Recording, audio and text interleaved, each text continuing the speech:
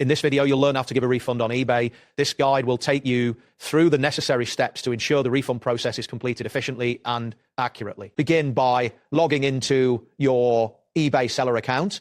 Once you are logged in, navigate to the My eBay section, which can be found in the upper right corner of the homepage. From there, select Selling to access your selling tools. Next, locate and click on Orders from the menu on the left side. This will direct you to a list of your recent transactions. Once you're in the Orders section, find the specific order that requires a refund. Click on the order to open its detailed view. Here, you will be able to review all relevant buyer information. Take a moment to confirm the reason for the reason, whether it is due to return, cancellation, or another issue.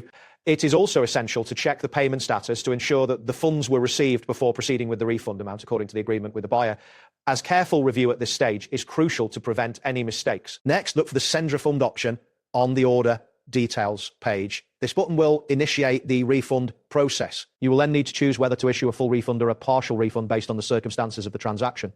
Enter the refund amount accurately to ensure it matches the agreement you have with the buyer. Additionally, you may want to include a brief note explaining the reason for the refund.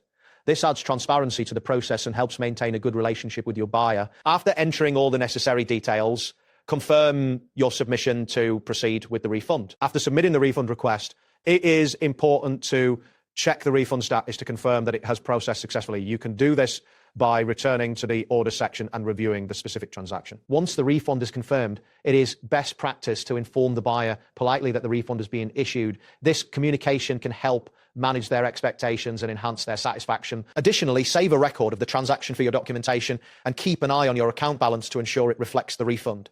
Be prepared to respond if the buyer has any follow-up questions. That wraps up today's guide. Thanks for watching, and catch you in the next tutorial.